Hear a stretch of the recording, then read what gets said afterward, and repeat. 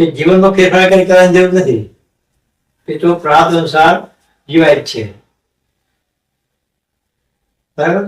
પણ આની પાછળ બીજો વિચાર તમારા પાસે કારણ જોનાર કે આ જીવન પ્રાપ્ત થી ચાલે છે, આ જીવન પ્રાપ્ત અનુસાર ચાલે છે.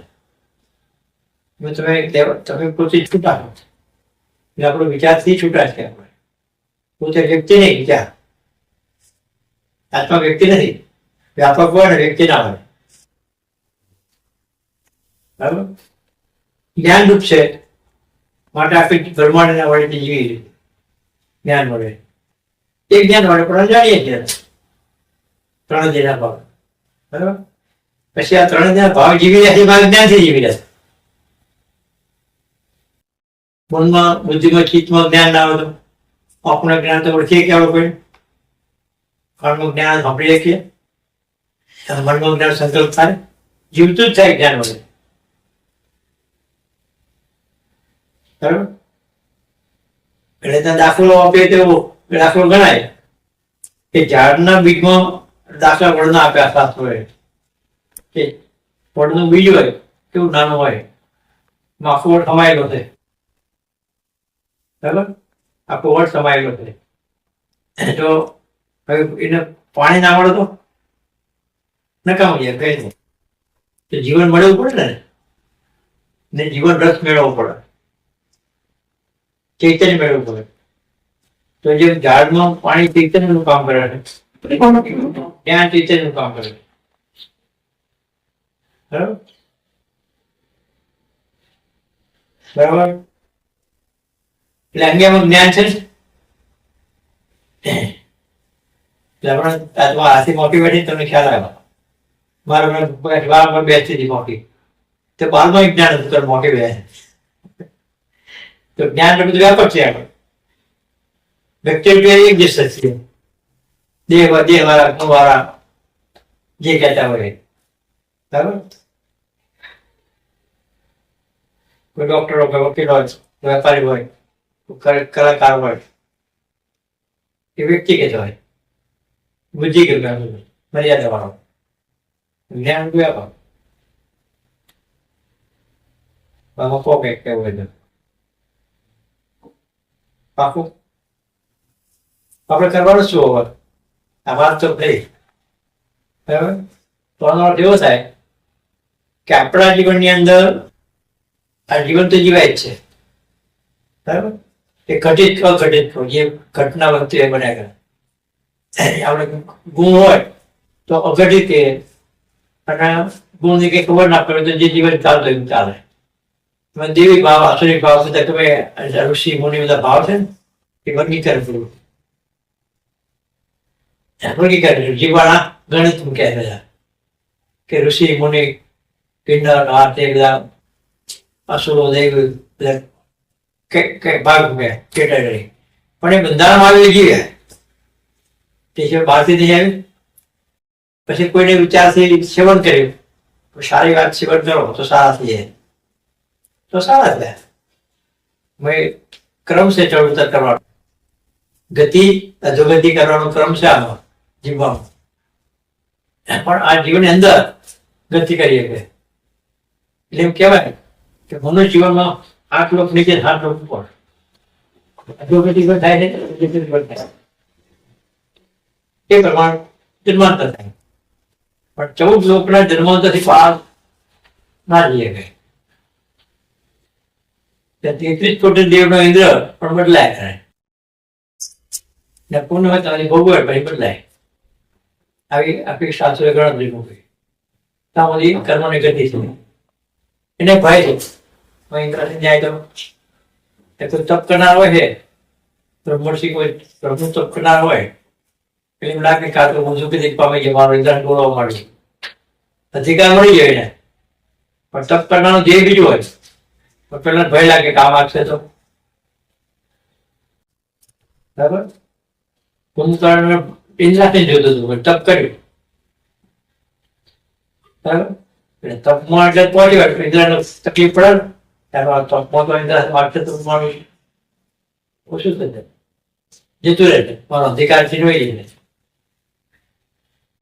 એને ભય લાગ્યો એટલે આ રીતે ત્યાં સુધી ભય છે બધા ઇન્દ્રાસન લઈએ ત્યાં સુધી આ નિંગા જોઈન્ટ વાળા છે. પછી એ ગુણોના દેવતા કહીએ, બ્રહ્મા વિષ્ણુ મહેશ કહીએ, એ પણ આ દેવના ગુણોના દેવતા કહેવાય. તો ગુણો જે સારા ખોટા છે એનાથી આધારિત છે, તો એના સંકલન કરતા કહેવાય જે હાથેના. પણ તમારું સ્વરૂપ કેવું છે કે આ 7 લોકનું આ જીવન છે, આકાશ, બાકીનો આકાશ છે તમે આકાશ કહેવાય. આમની અંદર 7 લોકો આવ્યા અધોગતિ ઉદગતિના. તેમાં વ્યક્તિ ગુણો છે, ભાવ છે, અધોગતિ છે, ગુણો છે, અધોગતિ છે, ખરાબ ગુણો છે, ખરાબ છે, હારા છે, ઉત્તમ પ્રકારના છે. હવે ગુણ જ નથી તે ગુણાતીત કહેવાય. સારું ખોટું કઈ ગુણ નહીં. બરાબર. હવે આપણા વિચારોને આપણે જાણી શકીએ. આપણા વિચાર પડે આખા 3 એના કાર્યક્રમ જુદા જાણી શકીએ. ઠીક છે, એ આપણો વિચાર, મૂળ વિચાર કહેવાય. 3 વાત કરતા 3 જોનાર. તો આપણને એટલું સહેજી સહેજી મળ્યું છે કે કઈ કર્યા વગર, તપ ત્યાગ કશું કર્યા વગર આ પ્રાપ્ત છે.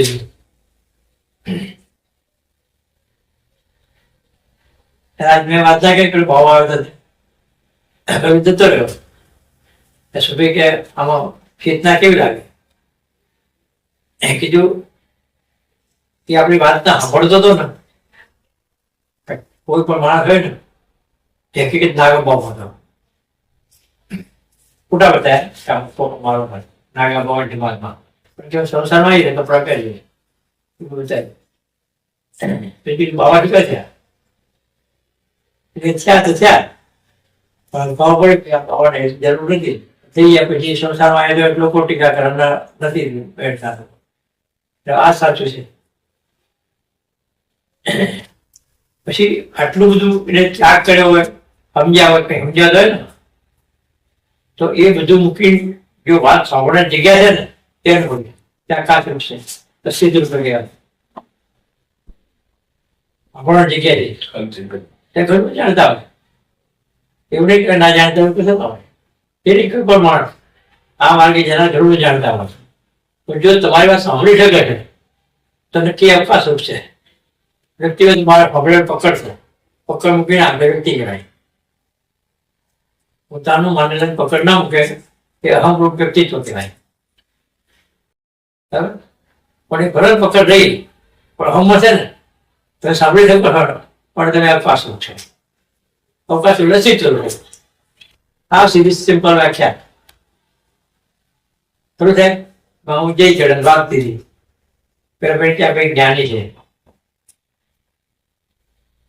બીજું જ્ઞાની છે ને કે અંદર કબૂલાત આવે છે એવું કીધું. આમ કર્યું અંદર કબૂલાત આવે બરાબર. હવે છે ને કબૂલાત ત્યાં કઈ વિચારે પડે અંદર આ સત્ય પણ વિચાર પણ જાગૃત નહીં કર્યું, એ વિચારને પ્રગટ નહીં કર્યું. એટલે જયારે પ્રગટ વિચાર આવે ને તો પેલું દરબાર આવે કે બરાબર જનારમાં રહે છે. આત્મા પણ આપણો છે અવકાશ એ સ્વીકાર કરવાનો. વિચાર કરીને વાત સિદ્ધ થાય એટલે પેલું જુદું દેખાવા મળે. તરત આપણું દેહનું જીવન બીજું દેખાવા મળે. ભાઈ દેહનું દેખાય પ્રકૃતિનું સાર જીવાય દેખાય ને તો અનુભવ જ્ઞાની છે એટલે કેવું જીવે છે નહીં. તમે એને દ્રષ્ટાશક નહીં જોવાનું, જ્ઞાનાશક નહીં જોવાનું. જીવ તો જીવન તો જે આવ્યું હોય એ પેલું અંદર પ્રાપ્ત આવે એ નહીં જોવાનું.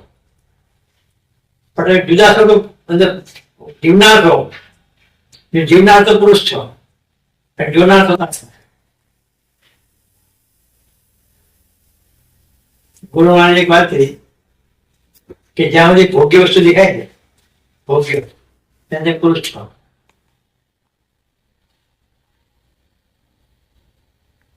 પુરુષ ભોગ્ય દેખાય કોઈ પ્રકારના સ્વાદ કેવા હોય? કોઈ પ્રકારનો હોય. બરાબર? ખાવું ગમે તે વસ્તુ આ સરસ છે, સરસ કરીને ભોગવટો આવે ને તો પુરુષ હોય તો જ આવે, બુદ્ધિથી જ કિંમત થાય. સારું. બરાબર? જે સ્ત્રી દેખાય છે તે પુરુષ છો. સ્ત્રી ભોગે, બીજું ભોગે નથી કહેવાનો. વિચાર નથી, વિચાર તો ન્યારો છે. સ્ત્રી પુરુષના ભાવ નથી, ઊંચોના ભાવ નથી, ફક્ત જીવનાર છે. વ્યક્તિ નથી, આકાશનું છે.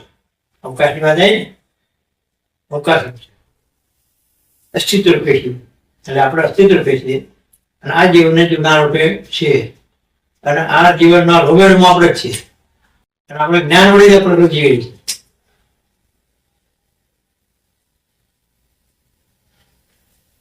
આટલો ચોખ્ખો ખ્યાલ આવી જાય કશું બાકી ના રહે. બરાબર? પછી જેને પરમાત્મા કીધા છે, પરબ્રહ્મ કીધા છે, બ્રહ્મને પરબ્રહ્મ વ્યાખ્યા આવે છે તો શું કહેવાય? શા માટે કીધી કે આ જે પ્રકાશ છે એ કેન્દ્રનો હતો. બધી વ્યાપક હોય ને એમ સૂર્યનો પ્રકાશ બધી વ્યાપક છે, વ્યાપકને નાણે કહેવાતી જ નથી. અને સૂર્ય પ્રકાશથી જીવનની હાજરી અનુભવાય છે.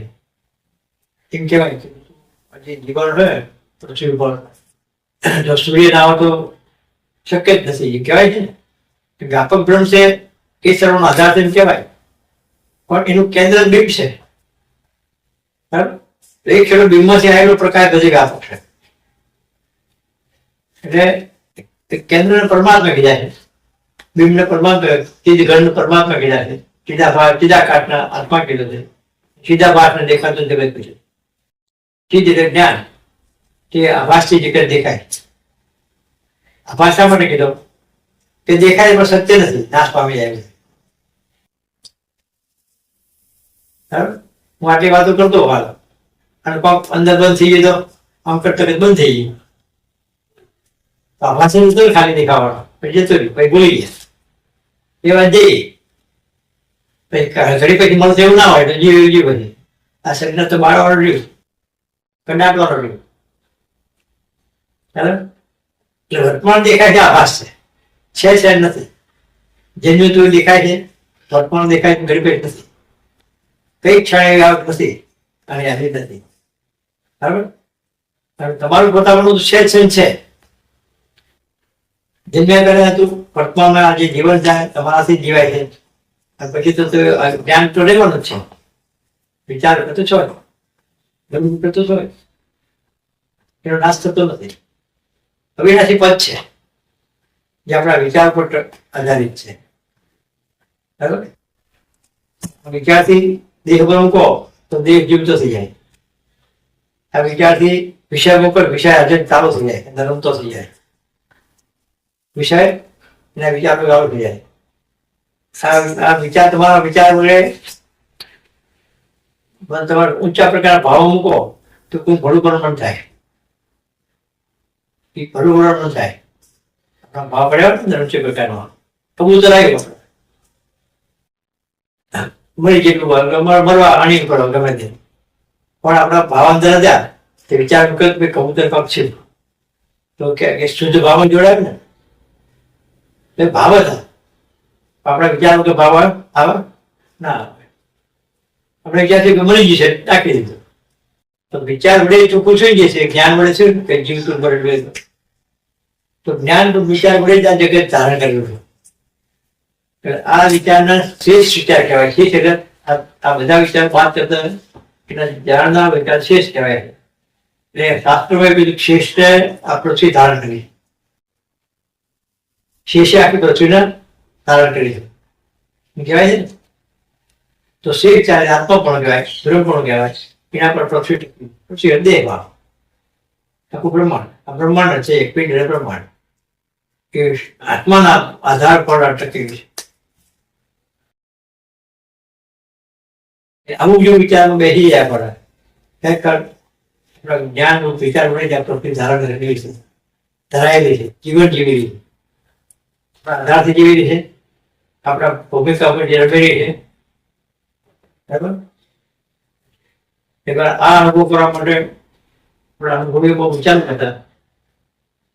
જે આજે આના વાત સમજાવવા માટે શું કરતા, નાટકો કરતા. આ જે નાયકો કે તરગાળા બધા, એ શું કરે કે પેલા ગામમાં જાય એટલે ગામના આગેવાનો મળે કે ભાઈ આ પાત્ર આ નાટક કરવું છે, રજા માંગે. એમ કે આ બરાબર ચોકો મોટો એટલે જગ્યા નથી, બરાબર. એટલે જાય છે કે આ નાયક આ તરગાળા આવ્યા છે. પછી ગામનો ખ્યાલ આવી જાય. પછી બેઠક હોય તો ભાઈ બે અને ભૂગોળ વગાડીને ગણપતિના ભજન કરે, આહવાન કરે, ગણપતિનું આહવાન કરે. પછી છોકરા ભળી જાય, ભૂગોળ વાગે એટલે ભળી જાય, ટાઈમ થાય એટલે પછી ગણપતિ આવે. ગણપતિ આવે કેવી રીતે આવે? મોડું બધા આવે નહીં, પ્રત્યક્ષ આવે.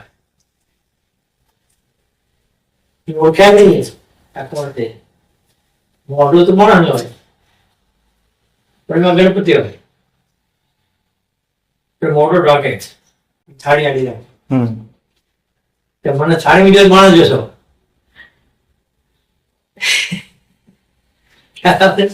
પણ મનુષ્યમાં આવું માણસ નથી. મારું મોઢું ના દેખાય ગણપતિ છે. આની થાળી નાખે, થાળી કાઢી નાખી તે માણસ. પછી એ ગણપતિ જેટલો ચોકો ફરે, જે તારા રમત કરવાની હોય ભૂમિકા ચોકમાં ફરે બ્રહ્મની ભૂમિકા થઈ. ગણપતિ એનું બહુ પ્રમુખ છે. બ્રહ્મની ભૂમિકા કી નથી. પછી એની પૂજા આરતી કરી. પૂજા કરી એટલે ગણપતિ બેસી જાય, અંદર બેસી જાય. પછી સૂત્રધાર આવે, સૂત્રધાર તરકડીઓ. પછી બધા રંગલો રંગી આવે કયો પાત્ર ભજવું. જે પાત્ર નક્કી કરે પાત્ર ક્યાં ભજવાય છે? આજે ગણપતિ ખુલ્લા એટલામાં ચેતન ભૂમિ ઉપર તમારો વિચાર જ્યાં છે એટલો કયો એમાં ભજવાય છે.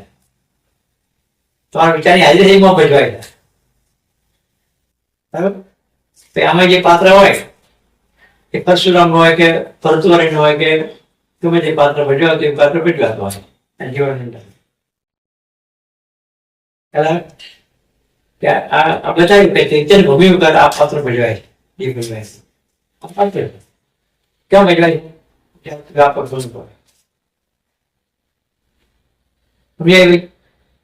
આપણા અનુભવી બતાવ્યું કે પ્રકૃતિ પુરુષનું પાત્ર ભજવાય છે. ત્યાં પ્રકૃતિ ભજવાય છે આ ભૂમિ ઉપર. ત્યાં ગણપતિ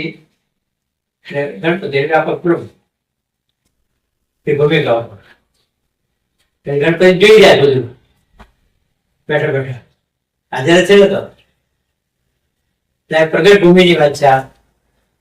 આ રીતે આપણી પોતાની હાજરી બ્રહ્મ પડે. વ્યક્તિ રૂપે નથી. વ્યક્તિ રૂપે છે એ જીવ ભાવનું જીવન છે, મર્યાદામાં. જે શરૂ થયું અને જન્મથી મરણ વિતરનું જીવન છે ત્યાં દેહનું જીવન છે. આયુષ્ય છે જેની પાસે પ્રાપ્ત છે એનું જીવન છે. તમારો પ્રાપ્ત આયુષ્ય કાળ ને કર્મ તમારી અંદર ઉભી જાય. તમે વ્યાપક પુરુષ એક કર્મ કરે છે, એ કર્મ એને જીવન કાળ સુધી કર્મ કર્યા કરે. આયુષ્ય હોય તમારે જીવી જેવા કરે પણ તમે ભૂમિકા પર તમારા આયુષ્ય કઈ લેવાની વાત. આ કાળ ને કર્મ તમને અડેવ જ નહીં, હેડી કરતો જ નહીં. આકાશ કેવી રીતે કાળ કરો? વાત કીધી કે આ વાત સાંભળવાની અવકાશ છે એ જ પોતા આપણે સાંભળીએ છીએ. આપણે માનેલું સમજેલું બધું મૂકી સાંભળીએ છીએ કે માને સમજેલું પુરુષ નું હતું. આપણે પુરુષ ને બંધ કરી દો.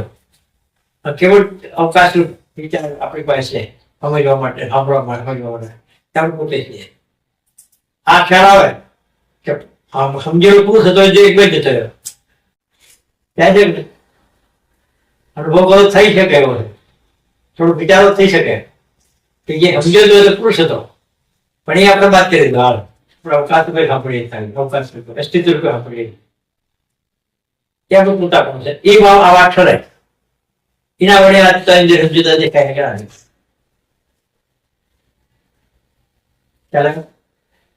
એના વડે આ જીવન જુદું દેખાય છે જેવા ના કે આ પ્રકૃતિ કાર્ય કે સમજેલા હતા અમર જે છે પુરુષ બુદ્ધિ વડે પુરુષ છે તો આ વિચારની જે પિંડથી જીવે છે એની ખબર નહીં પડતી દેહ ભાવથી જીવે છે એને વિચાર લાગતો નથી પણ જેના પાસે વિચાર પડ્યો છે એ તો જે એવો પુરુષ આવે છે ત્યારે દેવને એક બાજુ મૂકીને વિચાર પકડાય વિચારને સમજે દેહને મૂકી દે